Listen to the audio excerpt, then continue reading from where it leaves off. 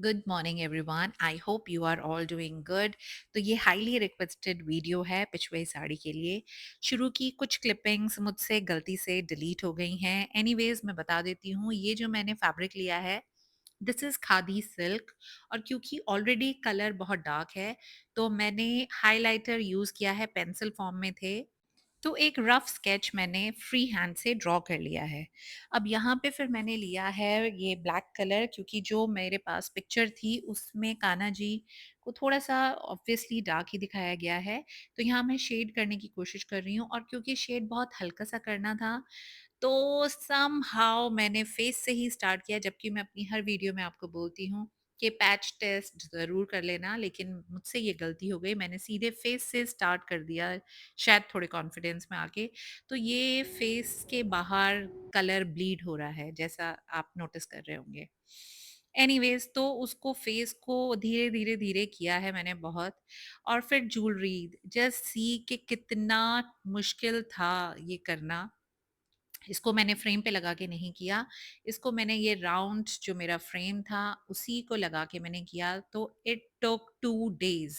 I am not saying कि मैं पूरे दिन बैठी हूँ, लेकिन मुझे 2 दिन लगे हैं इसको बनाने में, क्योंकि बहुत डिटेल थी। धीरे धीरे धीरे आप एक एक बीड्स आपने बनाई है ब्रश से। एनीवेज ये फ्रेम मेरे ख्याल से आप जितना बड़ा लेंगे उतना ही बेटर होगा। मेरे पास यही साइज अवेलेबल था तो इसी से मैंने बनाया, जिससे मुझे टाइम लगा। मगर मुझे ये था कि जैसे ही ये कान्हा जी तैयार हो जाएंगे तो बाकी साड़ी बनाना बहुत इजी है। तो इट टुक 2 डेज। आप देखें आपको कैसा लगेगा। उसके बाद आ गया साड़ी पे बनाने का काम। तो ये मुझे लगा कि ऑलरेडी क्योंकि डार्क शेड है साड़ी का, तो मुझे वाइट लोटस ही बनाना सूझा कि वाइट लोटस में बनाऊंगी तो ये इजी रहेगा। हालांकि जो मैंने यहाँ पे जिस तरह से मैं वाइट लोटस बना रही हूँ दिस इज़ वेरी इजी। सिर्फ एक बार हाथ सेट होने की बात है। तो आप यहाँ देखिए कि मैं किस तरह से बना रही हूँ। इसमें बहुत पानी नहीं डालना है, क्योंकि अगर आप पानी डालेंगे, डार्क कलर की साड़ी ऑलरेडी है, तो सारा का सारा जो कलर है वो अंदर एब्जॉर्ब हो जाएगा। और ड्राई होने के बाद, सूखने के बाद आपको लगेगा कि कलर दिख ही नहीं रहा है या बहुत लाइट है। तो थोड़ा सा मैंने थिक रखा है। इसमें मैंने बहुत पानी नहीं डाला, इसमें मैंने सिर्फ कुछ ही ड्रॉप्स पानी मिला के इसको मैंने तैयार कर दिया। और फिर यहाँ पे मैंने कल जो कलर लिया है लीव्स बनाने के लिए, बिकॉज साड़ी का कलर ऑलरेडी बहुत डार्क है, तो ये लीव्स का कलर है पेस्टल शेड्स वाले बॉक्स से। क्योंकि जो पेस्टल शेड है उसमें बहुत प्यारे शेड्स थे, बहुत light yellowish green, pink, lavender, तो एंड येलो। तो मुझे उन सब में लगा कि अगर मैं ग्रीन के ऊपर ग्रीन कलर करूंगी तो शायद वो उठकर नहीं आएगा। So I opted for that pastel colour के सेट में से दिस ग्रीन, जो एक येलोइश ग्रीन फॉर्म में था।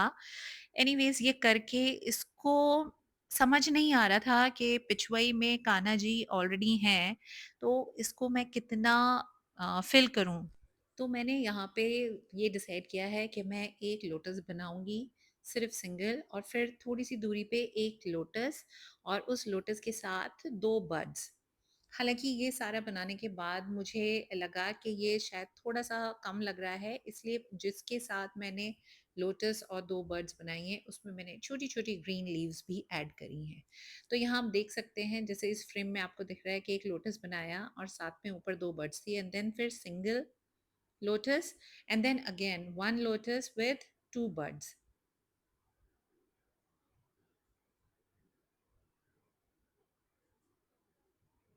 तो ये आ गया हमारे एक bud, and this is our second one. तो ये करने के बाद मुझे इनिशियली तो ये लगा कि ये अच्छा लग रहा है, इसीलिए मैंने एक एक छोड़ के बनाया। और पर थोड़ी देर बाद मुझे रियलाइज हुआ कि ये शायद थोड़ा अधूरा है, इसमें कुछ और ऐड करना चाहिए। तो यहाँ पे मैंने लिया है फिर गोल्डन कलर, थोड़ा सा टचअप देने के लिए। मैंने बहुत ज़्यादा आउटलाइन नहीं करी। अब ये गोल्डन कलर आप पूछेंगे ये मैंने कौन सा किया है, तो ये है फेविक्रल का गोल्डन डस्ट पाउडर आता है, या इसको आप डस्ट ही बोलते हैं, गोल्ड डस्ट या सिल्वर डस्ट या कॉपर डस्ट, ये 3 तरह से आते हैं।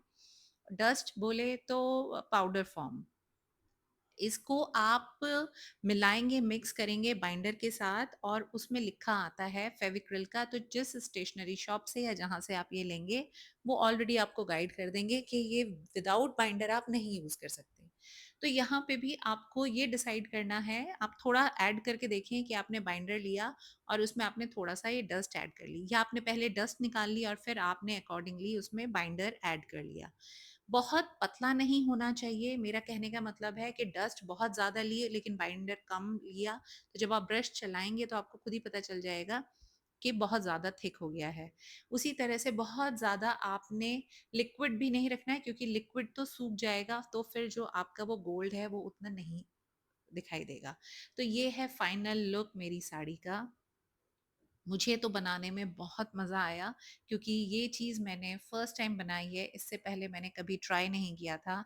तो मैं आप लोगों को बोलूँगी कि अगर आप लोगों को थोड़ा-सा भी पिछुआ या ट्रेडिशनल फॉर्म ऑफ आर्ट में इंटरेस्ट है, तो एक बार आप ट्राई ज़रूर करें।